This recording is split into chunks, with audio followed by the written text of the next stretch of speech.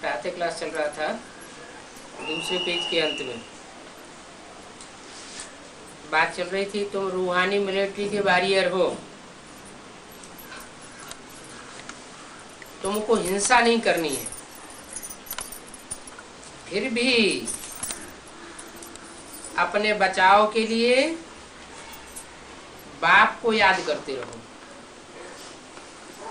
हाँ, ये शरीर भी वैल्यूबल है, इसलिए अगर ऐसा समय आ जाता है तो तुमने भी बाप को याद कर मारा तो हर्जा नहीं है, है?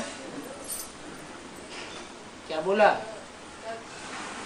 ये शरीर वैल्यूबल है, अगर ये शरीर ही नष्ट हो जाए तो पुरुषार्थ नहीं हो सकेगा। इसलिए क्या करना है, अपने बचाव के लिए अगर तुमने भी मारा तो हर्जा नहीं है, यूं ऐसा समय होने का नहीं है अगर तुम बाप की याद में रहेंगे तो।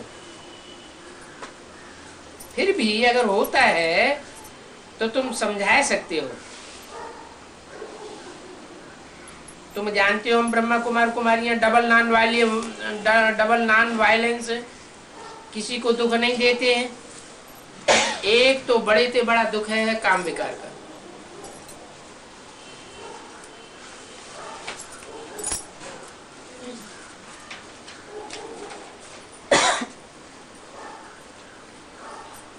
ये काम का टारी चलाना बहुत बड़ा दुख है। ये है ही रावण राज्य, और रावण राज्य शुरू होता है द्वापर से। 31/66 का 3रा पेज। सतयुग में तो ये विकार हो नहीं सकते हैं। तुम जानते हो वहां आत्माभिमानी रहते हैं, इसलिए वहां विकार नहीं होते। यहाँ तुम कर्म करते बाप को याद करते रहो, वहां तो कर्म करते भी अपने को आत्मा समझते हैं, बाकी बाप को याद नहीं करते हैं, क्योंकि वहां विकर्मा जी तो है ही। बाकी याद किस लिए करें? ये ज्ञान रहता है हम आत्मा एक शरीर छोड़ दूसरा लेते हैं। आत्मा अभिमानी होने बगैर शरीर छोड़ना पड़े तो बहुत दुख होता है। क्या कहा? दुख कब होगा? अनेक जन्मों का दुख, अनेक जन्मों में दुख अगर फील होता है तो उसका कारण क्या बताया? यहाँ संगम युग में आत्माभिमान की प्रैक्टिस किए बगैर अगर हम शरीर छोड़ते हैं तो अगले जन्म में दुख होगा। थोड़ी प्रैक्टिस करते हैं तो सतयुग में तो आ जाएंगे, त्रेता में आ जाएंगे, लेकिन द्वापर युग से फिर दुख शुरू हो जाएगा।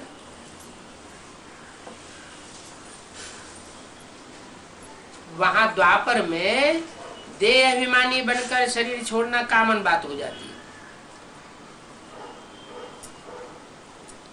खास बात यहाँ की है संगम युग की। हम आत्मा एक शरीर छोड़ दूसरा लेते हैं, सर्प का मिसाल भी है। ये सब बातें इस समय की हैं। अभी तुम समझते हो ये हमारा 84 जन्मों का अंतिम पुराना जन्म है। यहाँ का हिसाब किताब यही चुकतू करना है। तुमको बाप ने सारी दुनिया से वैराग दिलाया है। जानते हो हमारे ब्राह्मण कुल के जो हैं वो कल पहले मुआफिक पुरुषार्थ करते रहते हैं। जितना जो पुरुषार्थ करेंगे सो उतना उच्च पद पावेंगे। राजधानी स्थापन हो रही है, तुम जानते हो। तुम्हारी रूहानी बल की मदद से सारा संसार ऊंचा उठता है। वो है जिस्मानी गवर्नमेंट और ये है रूहानी गवर्नमेंट। दैवी स्वराज्य की स्थापना करने के लिए जरूर गवर्नमेंट चाहिए। इसको पांडव गवर्नमेंट कहा जाता है और शिव बाबा है पंडा। पवित्र बना हम शिव बाबा के साथ चले जाएंगे। फिर जहां जाते वहां हमारा फर्स्ट क्लास जन्म होगा। हम अपने राजाई महल बनावेंगे। कल पहले मुआफिक मकान आदि तो सभी बनते हैं। नई दिल्ली भी गवर्नमेंट के आर्डर से बनी है।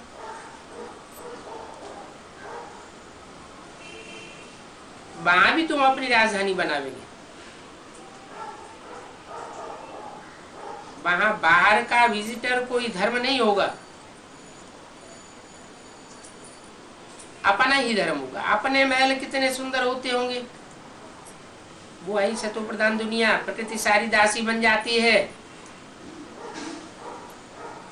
असली राजाई तो सतयुग में थी, अभी तो धर्म ही नहीं है। जो था सो फिर रिपीट होगा। तो जितना हो सके ज्यादा से ज्यादा दैव गुण धारण कर ले। यहाँ से जो संस्कार ले जाते हैं वो छोटेपन में ही माँ बाप मित्र संबंधियों आदि को खींचेंगे। ऐसे बहुत यहाँ आवेंगे। आगे चल के देखना फील होगा जैसे कि यहाँ से नारी लेकर के गए हैं। तुम समझ जावेंगे ये कोई पूर्व जन्म का नॉलेज लिया हुआ बच्चा आया और तुमसे उनकी जास्ती प्रीति होगी। होगा कम उम्र का बच्चा 2-4 साल का और तुमको बहुत खींचेगा। आगे चल शायद बाबा साक्षात्कार भी करावे। जो अच्छे अच्छे बच्चे गए हैं उन्होंने फलानी जगह जन्म लिया है, ये भी साक्षात्कार होता रहेगा।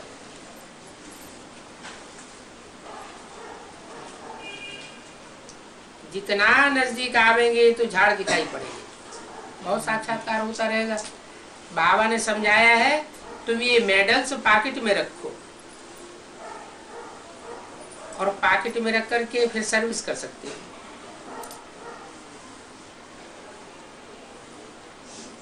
कौन सा मेडल? त्रिमूर्ति के प्लास्टिक के चित्र में एक तरफ त्रिमूर्ति और दूसरी तरफ लक्ष्मी नारायण का चित्र बनाया था। एक तरफ एम ऑब्जेक्ट और दूसरी तरफ स्थापना पे पालना विनाश करने वाली शिव की 3 मूर्तियां।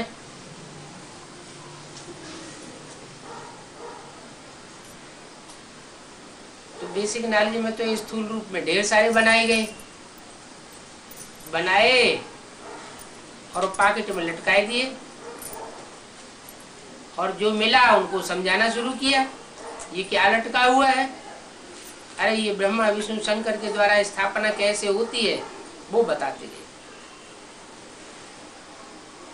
अभी क्या करना है? अभी एडवांस में वो प्लास्टिक का मेडल ही लटका के समझाना है या बुद्ध रूपी पॉकेट में रखना है। बुद्ध रूपी पॉकेट में अगर गहराई से उस मेडल का दोनों ओर जो अर्थ है, एक तरफ त्रिमूर्ति संगम युक्ति और दूसरी तरफ लक्ष्मी नारायण का चित्र, जो चैतन्य चित्र संसार के सामने आने वाला है, वो हम संसार के सामने प्रत्यक्ष करें। अगर वो हम अपनी बुद्धि में प्रत्यक्ष करेंगे तो दूसरों को भी प्रत्यक्ष कर सकेंगे। अपनी बुद्धि में ही क्लियर नहीं होगा तो दूसरों को क्लियर कैसे करेंगे? तो कोई कोई ने ये चित्र बनाया, चैतन्य चित्र डाला कि वर्तमान में चैतन्य वो मूर्तियां कौन कौन हैं जिनके लिए झंडा भी बनाते हैं, झंडा का गायन करते हैं, विजयी विश्व तिरंगा प्यारा। अब कपड़े के झंडे की तो बात हो नहीं सकती। ये तो चैतन्य शरीर रूपी कोई 3 वस्त्र हैं जिन्होंने सारे विश्व में विजय प्राप्त की है और जो अभी फिर करने वाले हैं। उन चैतन्य कपड़ों को संसार के सामने, चैतन्य शरीर रूपी वस्त्रों को, चैतन्य चेहरों को संसार के सामने प्रत्यक्ष करना, उनका नाम बुलंद करना, माना झंडा ऊंचा करना।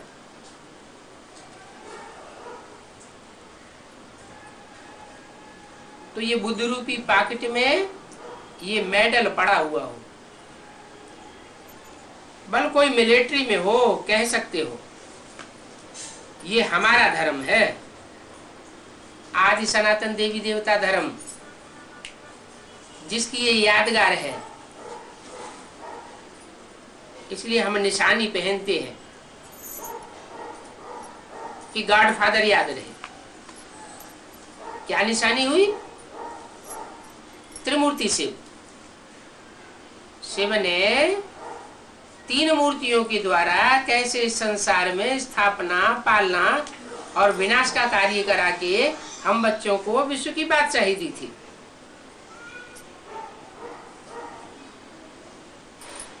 इसलिए हम ये निशानी पहनते हैं, इसमें कोई रोकेंगे नहीं। मिलिट्री में भी नंबर 1 लक्ष्मी नारायण का मंदिर बनाते हैं। तो ये भी जैसे एक मंदिर है, प्यार से समझाने से और ही खुश होंगे। ये बड़ी अच्छी चीज है। ऑफिसरों को भी तुम इसमें खुश कर सकते हो। अगर लगाने न देवे तो करके पॉकेट में ही रख देना चाहिए। तुमको यह है ऑब्जेक्ट बुद्धि में है, हमको सो देवता बनना है, बाप कहते हैं इस पुरुषार्थ से तुम यह बनेंगे। अगर इन 3 मूर्तियों का पुरुषार्थ करेंगे जैसे इन 3 मूर्तियों ने पुरुषार्थ किया है, और ऐसा ही पुरुषार्थ तुम भी करेंगे तो तुम यह बनेंगे।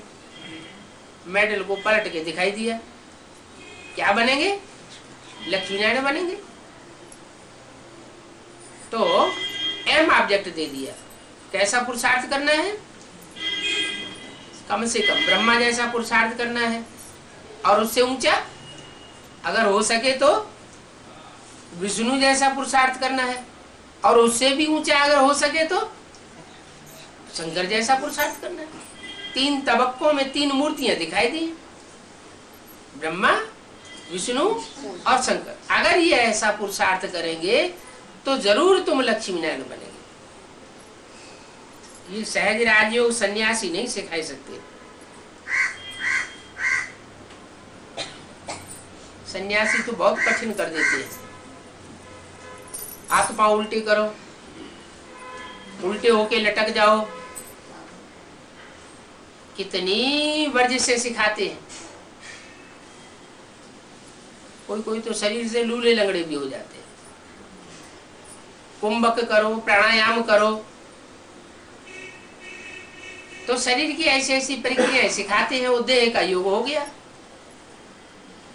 बाप तो बहुत सहज सिखाते हैं, सिर्फ मुझे याद करो। क्या देखी हुई चीज, कोई चीज देखी जाती है तो याद आती है कि नहीं? याद आती है। उसके लिए कोई कठिन होता है याद करना? कोई कठिन नहीं होता। तो मैं बताता हूं, सहज याद करो।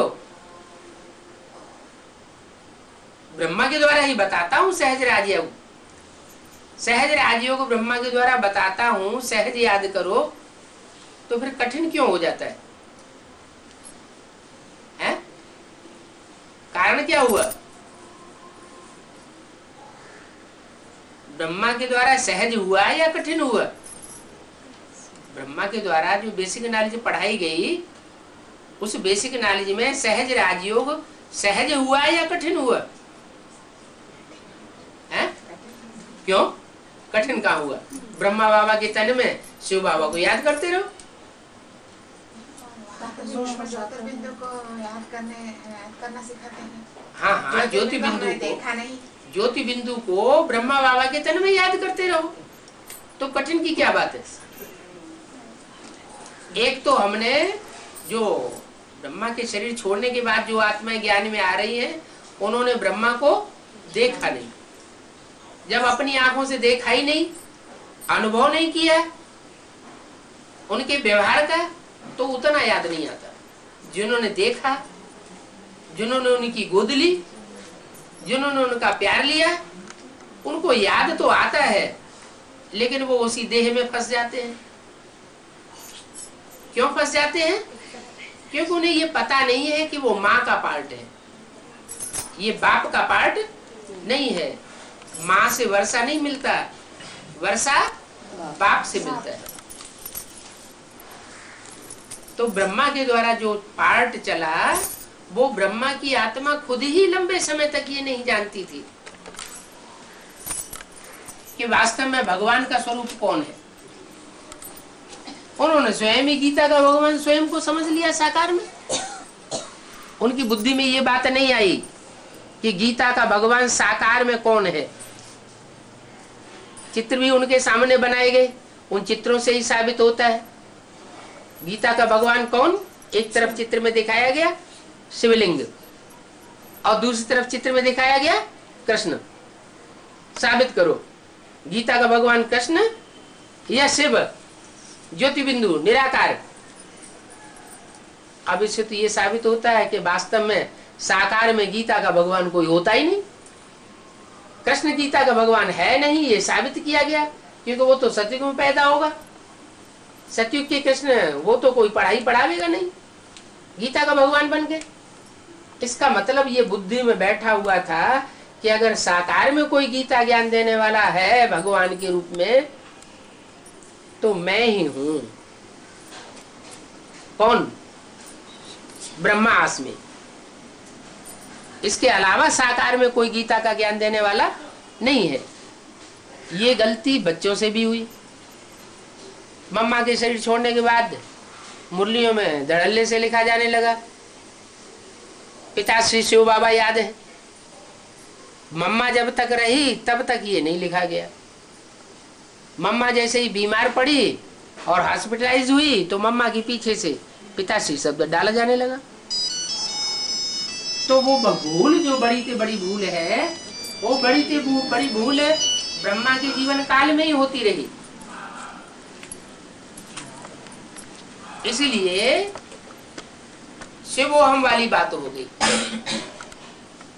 जैसे गुरुओं में ये बात चलती है शिवोहम, वैसे ब्राह्मणों की संगम की दुनिया में ये बात चलती रही। अब उससे फायदा होने वाला नहीं, ये तो भक्ति मार्ग की बात होगी। बाबा कहते हैं कि मैं जब आता हूं तो मैं क्लियर करके बताता हूं गीता का भगवान शिव निराकार, निराकारी स्टेज वाला है।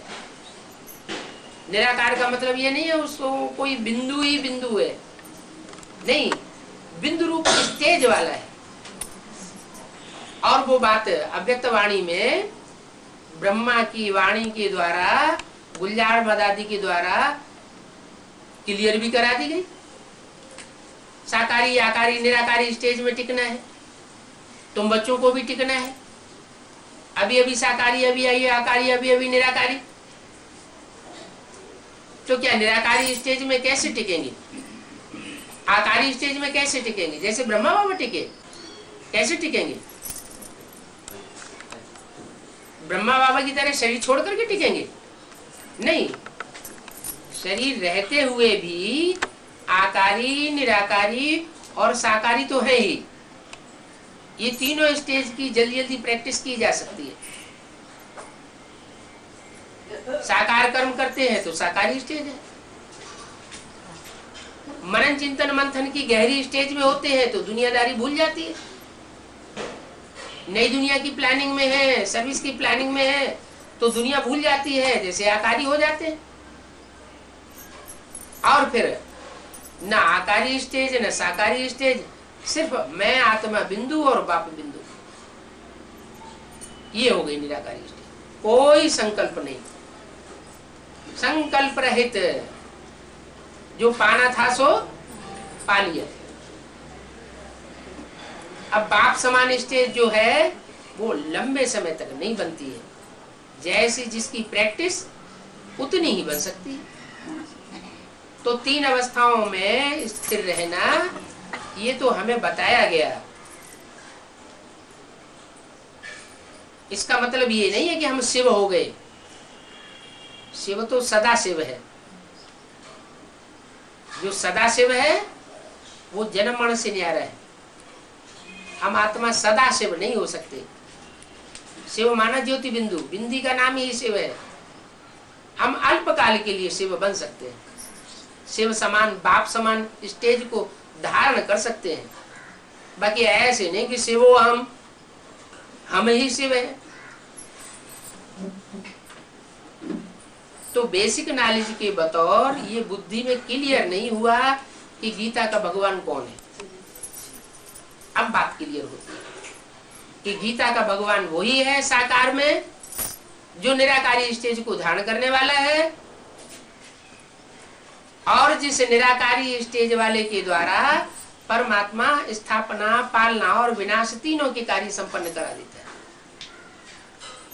ब्रह्मा की मूर्ति और शंकर की मूर्ति, ये दोनों मूर्तियों का जो कॉम्बिनेशन है वो विष्णु में होता है।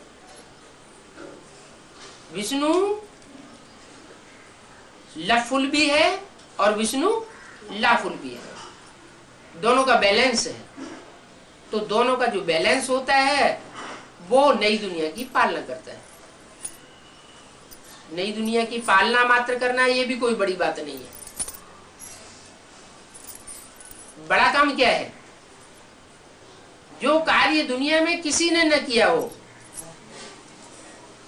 वो बड़ा कार्य है। जो भी आसुरी धर्म है उन आसुरी धर्मों को खलास करना, आसुरी वृत्तियां, आसुरी संस्कार, आसुरी रीति रस्म रिवाज, उन सब को खलास करना। इसके लिए पुरानेपन से टक्कर लेनी पड़ती है, पुराने धर्मों से, पुराने धर्म गुरुओं से, राजनेताओं से। जब तक पूरी टक्कर न ली जाए, जब तक पूरा सामना न किया जाए, और वो भी अहिंसा पूर्वक। ऐसे नहीं कि वो हिंसा करते हैं तो हम भी हिंसा अपना लें।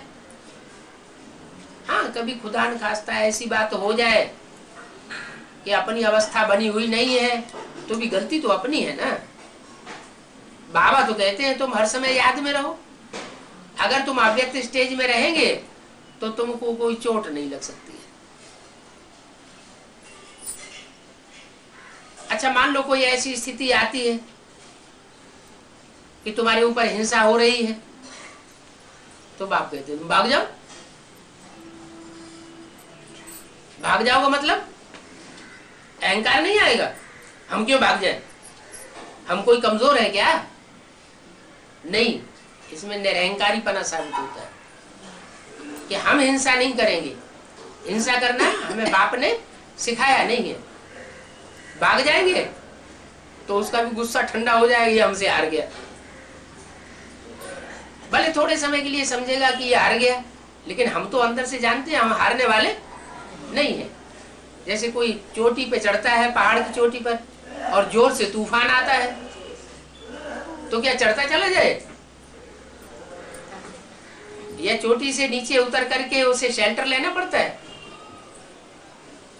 कहीं कोई पहाड़ी की शरण लेनी पड़े ना। तो ऐसे ये भी हारा हुआ वो कहा जाता है जो मन से हार जाए।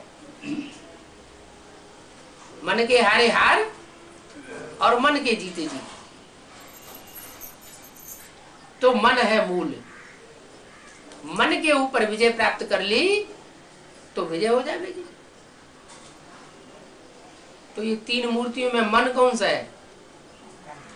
मन की मूर्ति, मन का स्वरूप जो है, जिस मूर्ति में समाया हुआ है वो है ब्रह्मा।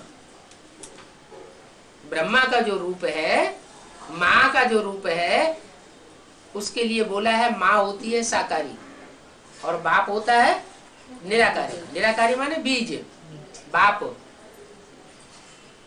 तो बाप का कार्य है अपनी स्त्री को कंट्रोल में रखे।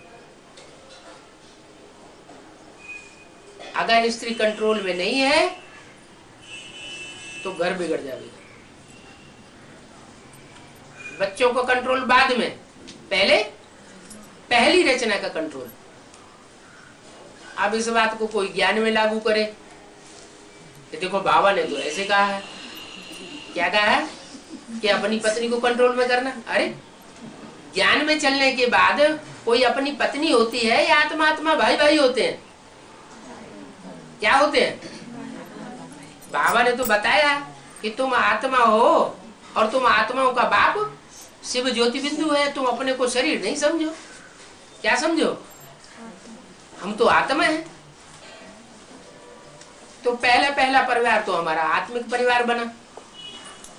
ये पहली स्टेज है, ऊंचे से ऊंची स्टेज। आत्मा आत्मा भाई भाई, ऐसी स्टेज में जो टिकने वाले हैं वो रुद्रमाला के दाने बन सकते हैं, शिव बाप के डायरेक्ट बच्चे बन सकते हैं। ये सबसे ऊंचे तबक्के के बच्चे हुए। उसके बाद वो तबक्का है जो आत्मा आत्मा भाई भाई जैसी स्टेज तो नहीं पकड़ता पूरी, लेकिन भाई बहन की स्टेज पक्की पकड़ता है कि हम भी ब्रह्मा की औलाद और तुम भी ब्रह्मा की औलाद। शिव की औलाद नहीं डायरेक्ट, शिव तो बिंदु, बिंदु के बच्चे, बिंदु आत्मा आत्मा भाई भाई, लेकिन हम ब्रह्मा के तो पक्के बच्चे। हम ब्रह्मा कुमार और ब्रह्मा कुमारी हैं। आपस में क्या संबंध हुआ? भाई बहन का संबंध। ये भाई बहन का संबंध बिल्कुल उनका पक्का, इसमें कोई थोड़ी भी त्रुटि नहीं आ सकती। वो विष्णुकुल के पक्के बन सकते हैं। और जो आत्मा भाई भाई बन सके ना आपस में भाई बहन बन सके, दोनों में ही फेल हो जाए,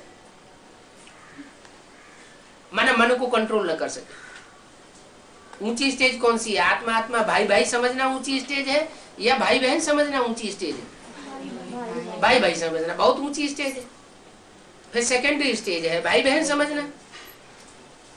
अगर दोनों से नीचे गिर गए तो साकारी दुनिया के वासी हो गए, देवान में आ गए, भाई बहन भी नहीं समझ सके। बाप जैसे कहता है कि बच्चे कपूत नहीं बनना है, सपूत बच्चे बनना है। जो सपूत बच्चे होते हैं वो सूर्यवंशी चंद्रवंशी हो सकते हैं। जो कपूत होते हैं वो फिर इस्लाम धर्म वंश वाले चले वो बन जाते हैं। इस्लाम धर्म में जो आत्माएं जाती है वो आपस में भाई बहन की भी शादी वहां होने लगती है। शादी की भी परिभाषा मुरली में बताइए। शादी किसे कहा जाता है? शादी माना ढोल मजीरा बजाना, हाँ हाँ, विकार में जाना माना शादी। अगर भाई बहन भी आप विकार में जाते हैं तो क्या हुआ? तो शादी हो गई। तो इस्लामियों में से शुरुआत में जब इस्लाम धर्म आया था उनकी तो जनरेशन ही नहीं थी, बहुत थोड़ी आबादी थी। तो अपनी जनरेशन को बढ़ाने के लिए जब वो विदेश में भाग गए या भगा दिया गया तो उन्होंने आपस में भाई बहनों में शादी करना शुरू कर दिया। वैष्णव कुल में ये बात बहुत खराब मानी जाती है।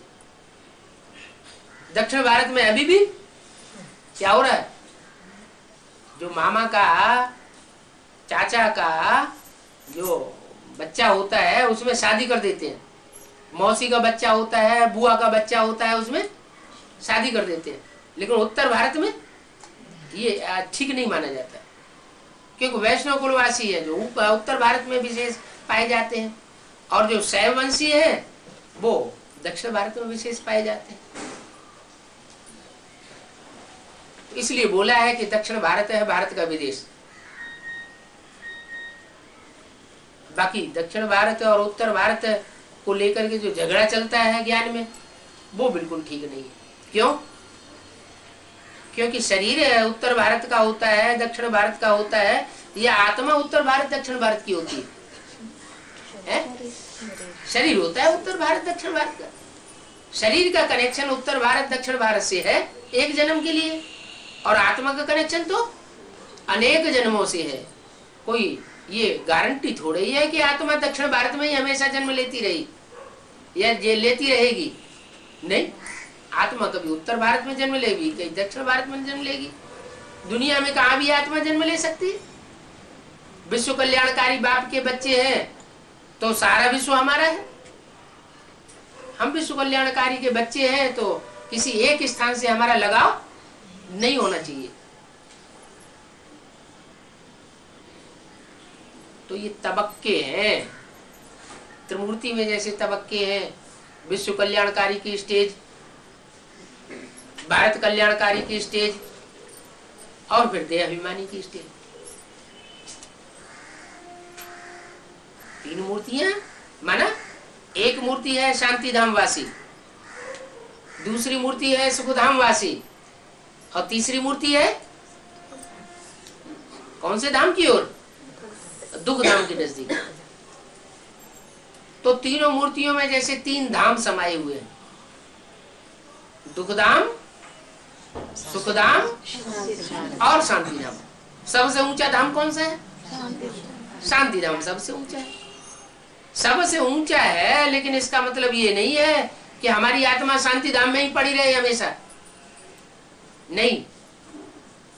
शांति धाम में पड़ी न रहे, लेकिन शांति धाम में हम सबसे पहले पहुंचे। क्या हम शांति धाम में सबसे पहले पहुंचने वाले बने? अगर सबसे पहले पहुंचने वाले बनेंगे तो सुखधाम में भी सबसे पहले आएंगे, और जो सुखधाम में सबसे पहले आएंगे वो शांति में तो रहेंगे ही, या नहीं रहेंगे? सुख के साथ वहां सत्युग त्रेता में शांति तो होती ही है। फिर द्वापर युग जब आता है तो अशांति शुरू होती है। हाँ, कोई आत्माएं द्वापर कलयुग में ज्यादा से ज्यादा शांति ले सकती है, थोड़ी सी अशांति में आती है, और कोई आत्माएं कम शांति लेती है। वो शांति का अनुभव, वो शांति की शक्ति भरना, वो इस समय की बात है। संगम युग में हम जितना चाहे उतना अपनी आत्मा के अंदर शांति धाम की स्टेज को बरकरार करके रख सकते हैं। अपने को आत्मा समझे तो मैं आत्मा शांति स्वरूप, देवान में आते हैं तो अशांत स्वरूप, आत्मा खुद ही शांत स्वरूप है। कहते हैं हमारी आत्मा बहुत दुखी है, बहुत परेशान है।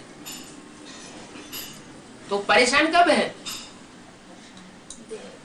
पर माना देह, पांच तत्व, वो प्रकृति कहा जाता है। तो प्रकृति की शान में है माना परेशान। प्रकृति है माता, क्या प्रकृति माता है, तो माता की शान में नहीं रहे, किसकी शान में रहे? बाप की शान में रहे। हम किसके बच्चे हैं? बाप के बच्चे हैं, और ऊंचे से ऊंचे बाप के बच्चे हैं। वो बाप है, वो धर्म पिता है, वो नंबरवार नीचे है, क्योंकि नंबरवार देवभान में आने वाले हैं। और हमारा बाप प्रकृति के कंट्रोल में आने वाला नहीं है। कौन सा बाप? सुप्रीम सोल शिव या मनुष्य सृष्टि का बाप? मनुष्य सृष्टि का बाप तो फिर भी संग के रंग में आता है, लेकिन जो आत्माओं का बाप है वो कभी भी प्रकृति के कंट्रोल में आता नहीं है। चाहे तो लव का रिटर्न लव से दे सकता है, लेकिन कंट्रोल में नहीं आता है। तो बाप आकर कहते हैं कि बच्चे अपनी रचना को अपने कंट्रोल में रखना चाहिए। ये बात यहाँ लागू नहीं करनी है संगम युग में, ब्राह्मणों की दुनिया में। कहाँ के लिए है? अगले जन्मों के लिए, जो द्वापर युग से जन्म होंगे, द्वैतवादी जन्म होंगे, उन जन्मों में पुरुष जो है वो अपनी स्त्री को कंट्रोल करके रखे। अगर स्त्रियां कंट्रोल से बाहर हो जाती है तो समाज बिगड़ जाता है। स्त्रियों के प्रदूषित होने से फिर सारा कुल ही बर्बाद हो जाता है। और भारत में तो ऐसा हुआ। पहले पवित्रता थी तो सुख शांति द्वापर में भी थी, सच्चाई थी। फिर इम्प्योरिटी जैसे जैसे बढ़ती चली गई। जैसे बौद्धियों में पहले संन्यास धर्म नहीं था, प्रवृत्ति मार्ग था, और प्रवृत्ति मार्ग भी पवित्र था, अपवित्र नहीं बने थे। लेकिन जब स्त्री पुरुष इकट्ठे रहने लगे तो अपवित्रता हो गई, व्यभिचार बढ़ गया बौद्धियों में। और जब व्यभिचार बढ़ गया तो बौद्ध धर्म खलास। दुनिया के बहुत थोड़े हिस्से में बौद्ध धर्म फैला हुआ है, जबकि विदेशियों और विधर्मियों के बीच में बौद्ध धर्म दूसरे नंबर का धर्म है, दूसरे नंबर का पावरफुल धर्म है। तो भी उस धर्म में राजा ही नहीं चल सकी। तो राजाई में ताकत होती है। राजाई में ताकत तब होती है जब वो अव्यभिचारी राजाई है। तो बाप कहते हैं अभी मैं स्थापन करने के लिए आया हूं तुम्हारी बुद्धि में सुखधाम सदा के लिए। चाहो तो 82-83 जन्म का भी सुख ले सकते हो। क्या कोई बच्चे ऐसे हैं जो योग बल से 82-83 जन्म का भी सुख लेते हैं, माना सबसे जास्ती सुख भोगते हैं। भले पतित कलयुगी दुनिया होती है तो भी सुख शांति में रहते हैं। और कोई बच्चे ऐसे हैं जो द्वापर युग से ही उनकी सुख शांति गायब होने लगती है। इतनी कमजोर आत्मा बन जाती है कि द्वापर युग से जो धर्म पिता प्रवेश करता है वो पतित तन में प्रवेश करता है, पतित बन जाती है। तो इसका कारण क्या हुआ? कोई आत्मा द्वापर के आदि से ही पतित बनना शुरू हो गई, इतनी पतित बन गई कि दूसरे धर्म की आत्माएं उनमें प्रवेश करने लग पड़ती हैं। और कोई आत्माएं कलयुग के अंत में आकर के पतित बनती है, इतनी पतित बनती है जो सिर्फ परमात्मा ही उनमें प्रवेश कर सकता है, दूसरी कोई आत्मा प्रवेश नहीं कर सकती। तो ज्यादा पावर किस आत्मा में कही जाएगी? उन आत्मा में ज्यादा पावर कही जाएगी जो अंतिम जन्म में आकर के पतित बनती है। द्वापर के आदि से ही पतित बनना नहीं शुरू होती, बनती हैं, लेकिन उनके पतित बनने की जो रफ्तार है वो धीमी होती है। कोई धीमी गति से पतित बनते हैं, कोई बड़ी तेजी से पतित बन पड़ते हैं। जैसे इस्लाम धर्म की आत्मा आधार मूर्त जैसे ही द्वापर युग शुरू होता है इब्राहिम उसमें प्रवेश कर जाता है, क्योंकि ऊपर से जो आत्मा आएगी वो तो जो उस समय की सबसे जास्ती पतित आत्मा होगी उसमें प्रवेश करेगी। तो इब्राहिम आता है और वो जो सेकंड नारायण है उसमें प्रवेश करता है। क्यों? उसमें ही क्यों प्रवेश करता है? सेकंड नारायण तो पावरफुल होना चाहिए, सत्य की सेकंड गद्दी का मालिक बनता है। क्योंकि संगम युग में उसने इस नियम को जो परमात्मा बाप ने बताया कि व्यभिचारी बनेंगे तो कमजोर आत्मा बनेगी, अब व्यभिचारी बनेंगे एक बाप को याद करेंगे तो पावरफुल आत्मा बनेगी। इस नियम को पूरा पक्का फॉलो नहीं किया, कराची में भी फॉलो नहीं किया। कराची में सब बच्चों के लिए बाबा बोलते थे कि किसी को देखते ही नहीं थे तो दिल किससे लगावेंगे। और वो बच्चा बाहर की दुनिया में रसद लाता था, वो उसको पसंद था। वो पुरुषार्थ जो बाप चाहते थे कराना वो पसंद नहीं था। तो बाहर की दुनिया में जब जाएगा पाकिस्तान में और वहां से रसद लाएगा, खाने पीने का सामान, रोज का धंधा मुसलमानों के साथ आना जाना, तो आधा संग अंदर का लगा, बाप के परिवार का लगा और बाप का लगा, माँ का लगा, और आधा संग बाहर की दुनिया का लगा। तो व्यभिचारी वृत्ति बनी रही। इसलिए शास्त्रों में लिख दिया पांडव जब स्वर्ग में गए तो उनके साथ स्वर्गारोहण जब किया तो उनके साथ कौन गया? कुत्ता भी गया। अब कुत्ते की तो बात ही नहीं है, मनुष्य आत्मा कुत्ते का जन्म लेती भी नहीं है। कुत्ते जैसी जो कामी आत्माएं होती हैं, जो अपने काम विकार को, काम वासना को छोड़ नहीं सकती, उनकी बात है। बाबा के यज्ञ में तो बहुत पवित्र वातावरण था, मौका ही नहीं मिलता था ऐसा। बाहर की दुनिया में जाते तो थोड़ा मौका मिल सकता है, दृष्टि के व्यभिचार का संग मिल सकता है। तो कुछ आत्माएं हैं ऐसी जो दूसरे धर्म में कन्वर्ट हो जाती है और कन्वर्ट होने के बाद 63 जन्म दूसरे धर्मों का संग का रंग लेती रहती है। उनके संस्कार ही में ये बात भर जाती है कि वो बाप की बात को फॉलो नहीं कर पाती उतनी जल्दी। और जो पक्के सूर्यवंशी चंद्रवंशी होते हैं वो बाप की बताई हुई बातों को जल्दी फॉलो कर लेते हैं, इसलिए वो ऊंचे नंबर में आ जाते हैं। उनकी राजाई स्थापन हो जाती है, दूसरे धर्म वालों की राजाई स्थापन नहीं हो पाती, उनको फिर दास दासी बन करके रहना पड़ता है। सूर्यवंशी चंद्रवंशी जो नई दुनिया बनेगी पहले पहले जन्म में, संगम युग में, उसमें वो राजा राज्य करेंगे। और दूसरे धर्म के जो बीज होंगे वो क्या करेंगे? वो प्रजा वर्ग में जाएंगे, दास दासी बनते रहेंगे, नौकर चाकर बनते रहेंगे। क्यों? क्योंकि जो बाप का पवित्रता का विरुद्ध है वो उन्होंने पूरा पूरा फॉलो नहीं किया। इसलिए इस बैज में बड़े राज समाये हुए हैं। बैज में जो 3 मूर्तियां हैं, इन 3 मूर्तियों में दुनिया का सारा राज भरा हुआ है। ऊंचे से ऊंचे तबक्के की मूर्ति है शंकर,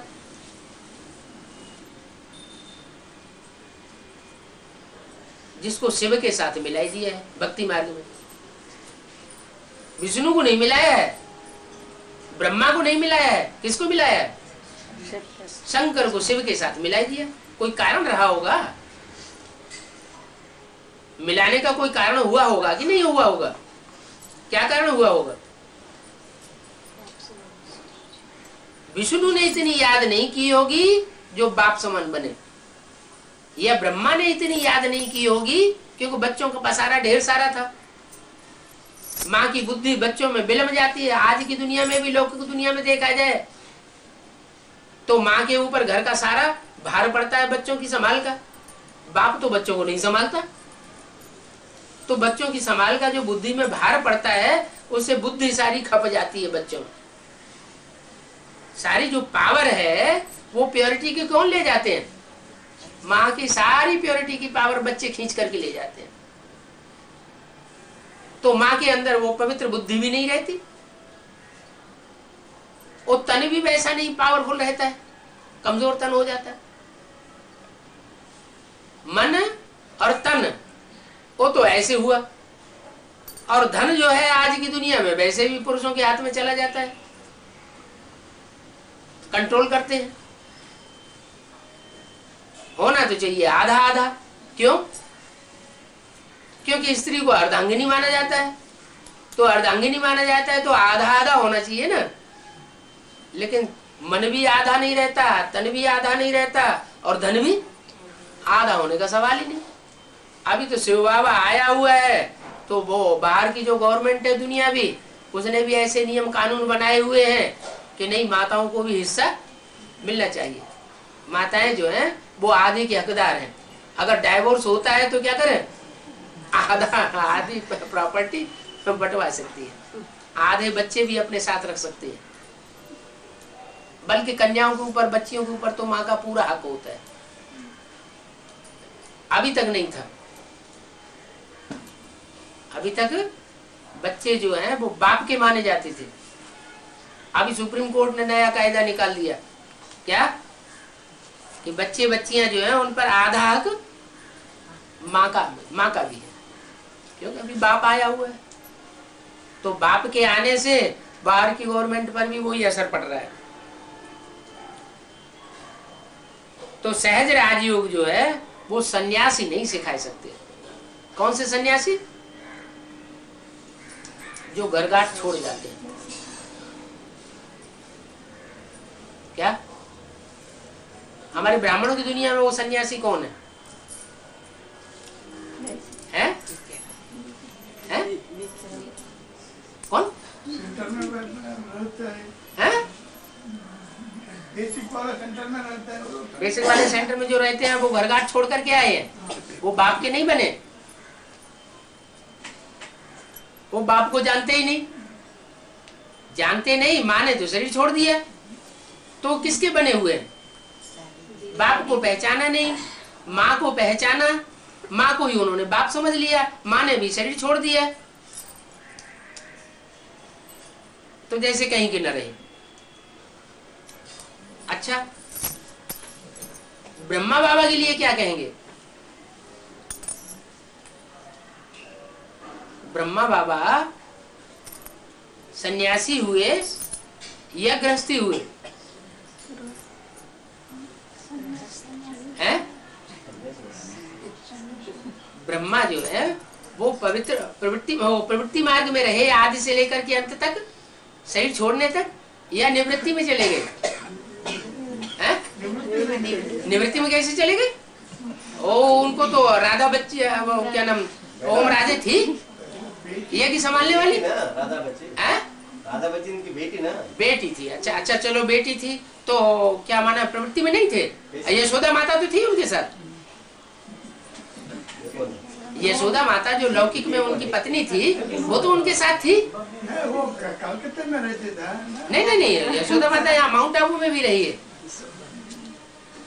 तो प्रवृत्ति में रही या निवृत्ति में रही? वो लौकिक की तो बात ही नहीं।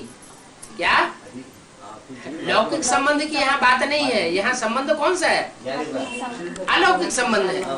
तो ब्राह्मणों की दुनिया में जो अलौकिक संबंध है उसकी शुरुआत कब से हुई? यज्ञ के आदि से ही हुई। यज्ञ के आदि में कोई ओरिजिनल माता थी और कोई बाप भी था, जिस बाप के द्वारा ज्ञान का बीज बोया गया था। ज्ञान का बीज पड़ा और फिर ब्रह्मा की बुद्धि में आया कि मुझे ब्रह्मा के रूप में कार्य करना है। वो आदि माता ने शरीर छोड़ दिया और बाप चला गया। क्यों चला गया? बाप क्यों चला गया है? अरे यज्ञ के आदि में ही यज्ञ कुंड से विनाश ज्वाला प्रज्वलित हुई। माँ और बाप दोनों में झगड़ा हुआ। तो जो झगड़ा हुआ उसमें क्या हुआ? माँ अलग हो गई बच्चों को लेकर और बाप को जो फॉलो करने वाले बच्चे थे वो चले गए। तो होना क्या चाहिए था? है क्या होना चाहिए था? बच्चे भले बाप को छोड़ते लेकिन माँ बाप को छोड़ना नहीं चाहिए। या बाप को चाहिए था कि माँ को अपने अंडर में रखे, लेकिन उस समय इन बातों का ज्ञान नहीं था। जो बाप के रूप में पार्ट बजाने वाली आत्मा थी मनुष्य सृष्टि का पिता, उसकी बुद्धि में भी ये ज्ञान नहीं था और बच्चों की बुद्धि में भी ये ज्ञान नहीं था और माता की बुद्धि में भी ये ज्ञान नहीं था। ज्ञान इतना विस्तार को पाया हुआ नहीं था कि अलौकिक परिवार है और इस अलौकिक परिवार में माता कौन है, पिता कौन है और बच्चे कौन है। ये ज्ञान संपन्नता को तब पाता है जब जो आदि ब्रह्मा है वो आदि ब्रह्मा 60 साल से बढ़कर के 100 साल का पूरा होता है। कौन से सन में?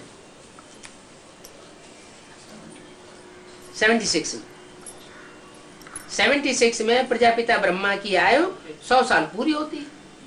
100 साल जब आयु पूरी होती है तो नरक में ब्रह्मा खलास हो जाता है। ब्रह्मा की आयु नरक में गिनी जाती है। स्वर्ग में ब्रह्मा की नई दुनिया में आयु नहीं है। ब्रह्मा की आयु 100 साल। ब्रह्मा मृत्युलोक में खलास होता है। मृत्युलोक में खलास होता है तो सन 76 के बाद फिर कौन सा लोक होना चाहिए उसके लिए? है अमर लोक। वो अमरनाथ का अमर लोक वहां से शुरू होता है। जब लक्ष्मी नारायण का जन्म बताया गया, आज से 10 वर्ष कम 5000 वर्ष हुए जब इन लक्ष्मी नारायण का जन्म हुआ, तो सन 76 के लिए वो बात लागू होती। तो अमरलोक भी शुरू हुआ और अमरनाथ के अमर बच्चे भी उस समय से अपना अस्तित्व में आना शुरू होते हैं। नई दुनिया की शुरुआत होती है लेकिन छोटी सी दुनिया होती है। ब्राह्मणों का छोटा सा संगठन होता है, जमुना के कंठे पर उसकी शुरुआत होती है। वो बच्चे विदेशी होते हैं या स्वदेशी होते हैं?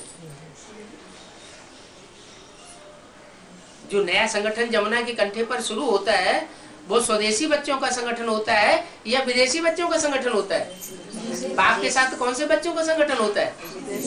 विदेशी बच्चों का संगठन। क्यों विदेशी? बाप को पहले पहचानते हैं। बताया ना, जब सृष्टि का आरंभ हुआ तो पहले असुर पैदा हुए या पहले देवता पैदा हुए? कौन पैदा हुए? असुर पहले पैदा होते हैं।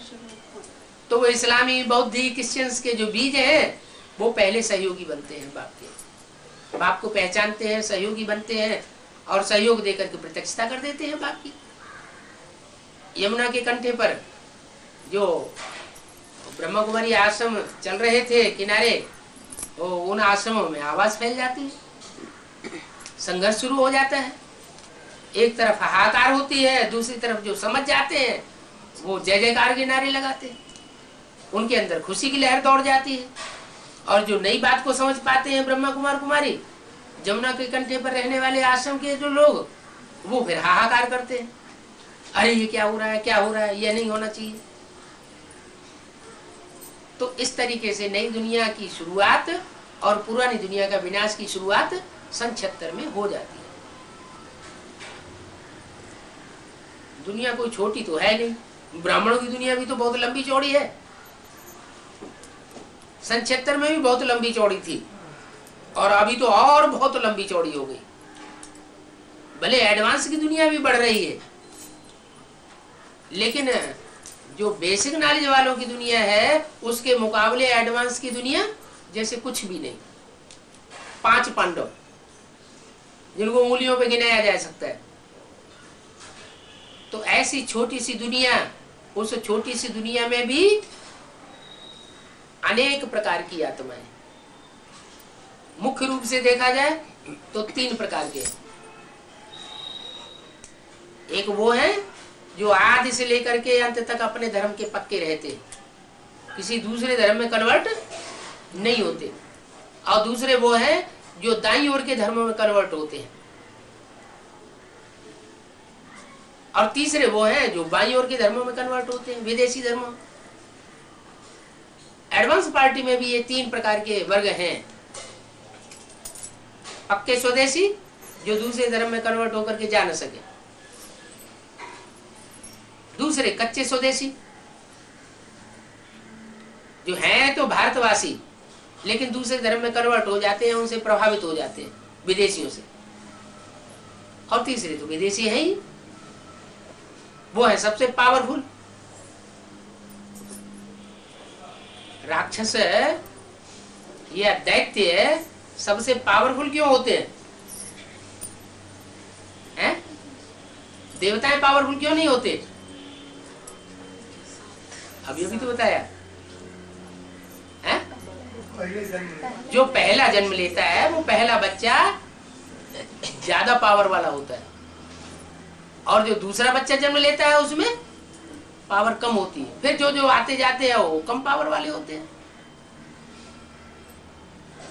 तो जो राक्षसी प्रकृति है वो पहले जन्म लेने वाली है, इसलिए ज्यादा पावरफुल होते हैं। अगर उनको, देवताओं को जिनमें कम पावर होती है, अगर उनको ईश्वरीय ताकत न मिले, ईश्वरीय सहयोग न मिले, तो वो राक्षसों से जीत नहीं पा सकते।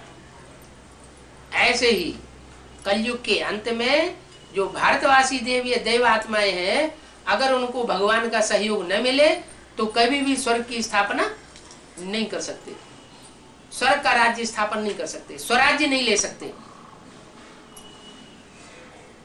गांधी बापू उनको स्वराज्य नहीं दे सकते, न हद के गांधी बापू उनको स्वराज्य दे सकते, न वेद के गांधी बापू ब्रह्मा बाबा उनको स्वराज्य दे सकते। स्वराज्य कब मिल सकता है? जो विश्व का बेहद का बापू है वो जब उन देवात्माओं का सहयोगी बनता है तो वो विश्व का राजभाग उसकी मत पर चल करके ले सकते हैं। अपनी मत पर या किसी मनुष्य की मत पर चल करके अगर मन ईश्वरीय मत में मन मत या मनुष्य मत का मिक्सचरिटी करते हैं तो भी विश्व का राज्य नहीं ले सकते। श्रीमत में मन मत मिक्स करना अथवा मनुष्य मत मिक्स करना, उससे भी श्रीमत का डिसरिगार्ड होता है। क्या डिसरिगार्ड हुआ? एक की मत पर चलना या अनेकों की मत पर चलना? एक की मत पर चलेंगे, वो एक है सत्य और अनेक है असत्य। 500-700 करोड़ मनुष्यों की दुनिया है, उनमें सच्चा तो एक भी नहीं है। प्रजापिता सच्चा था जब उसमें परमात्मा ने प्रवेश नहीं किया, उससे पहले परमात्मा ने, शिव ने जब प्रवेश नहीं किया था उस समय क्या प्रजापिता की सोच सच्ची थी? राम वाली आत्मा सच्ची थी? नहीं थी? है? अरे 83वें जन्म में जब शिव ने राम वाली सोल में प्रवेश नहीं किया था उस समय राम वाली आत्मा सच्ची थी ये कहेंगे? नहीं कहेंगे। सच्ची नहीं थी। सच्ची कहां से? सच्ची होती तो अहिंसा के बल पर चलती। द्वापर युग से राम वाली आत्मा भी क्या करना शुरू कर देती है? हिंसा करती है या अहिंसा करती है? हिंसा का रास्ता अपनाती है। हिंसा का रास्ता अपना लेती है। विधर्मियों के संग के रंग में आकर वो भी हिंसक बन पड़ते हैं।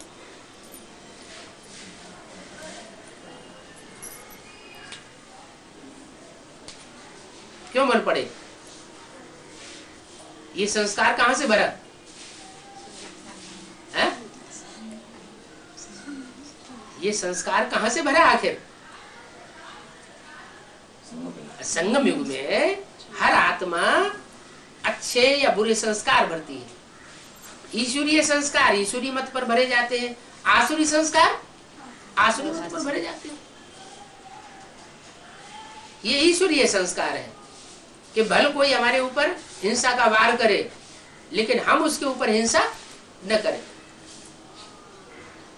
तो विदेशियों के आक्रमण हुए भारत के ऊपर, राम वाली आत्मा और राम के ग्रुप ने मुकाबला करना शुरू किया। सूर्यवंशी ग्रुप ने आज से लेकर अंत तक मुकाबला तो किया लेकिन हिंसा के साथ किया या अहिंसा के साथ किया? कैसे मुकाबला किया है? हिंसा का रास्ता अपनाया ना, तो संघ के रंग में आ गए ना, इसलिए हार होती रही। अब बाप कहते हैं अगर तुम सारे विश्व के ऊपर जीत पाना चाहते हो तो हिंसा का रास्ता त्याग दो।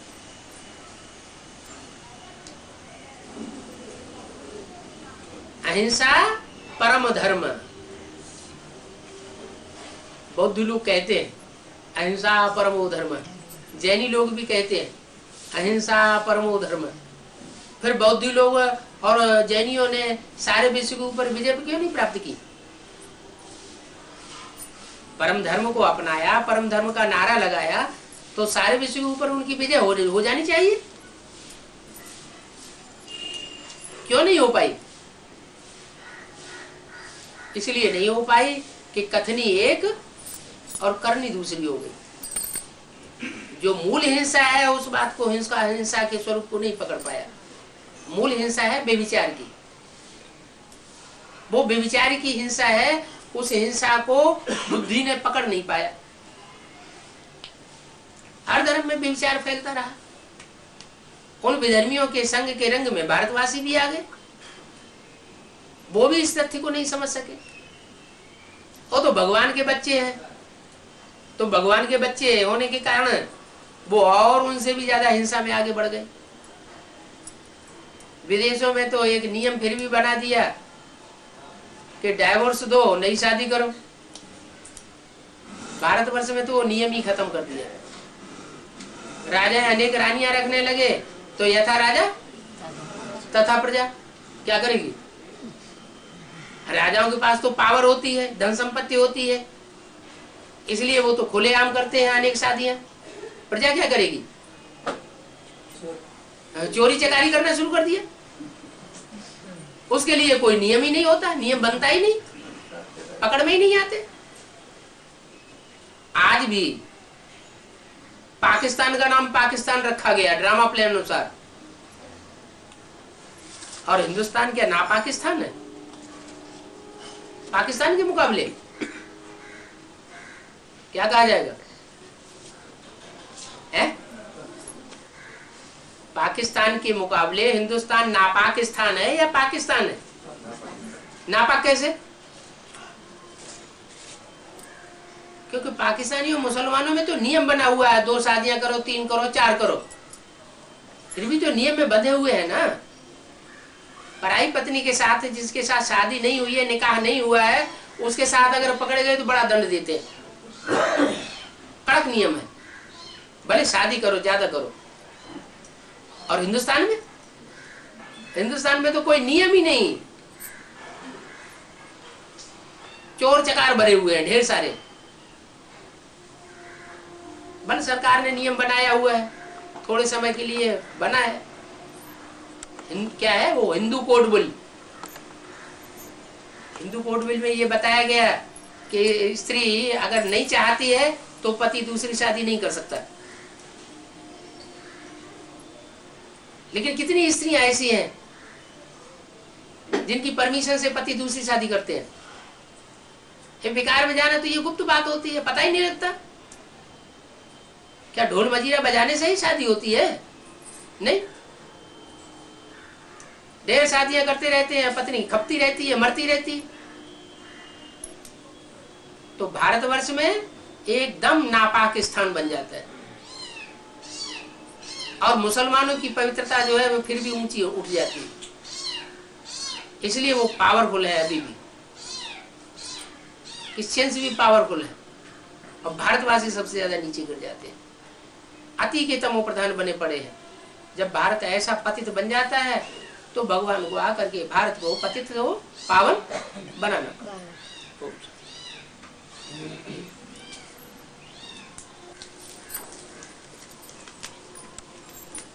नहीं, संपन्न हो गया, ठीक। प्रश्न चित्त नहीं, प्रसन्न चित्त हो गया है। पुरुषोत्तम संगम योग तब तक शिव साकार होते, जब तक पतितन कामी कांटे में शिव साकार होते, जब तक। क्यों अभी साकार है कि चले गए? साकार है, फिर क्या? जब तक जीना है तब तक पीना। फर्स्ट क्लास पीना है या सेकंड क्लास या थर्ड क्लास? फर्स्ट क्लास क्या है?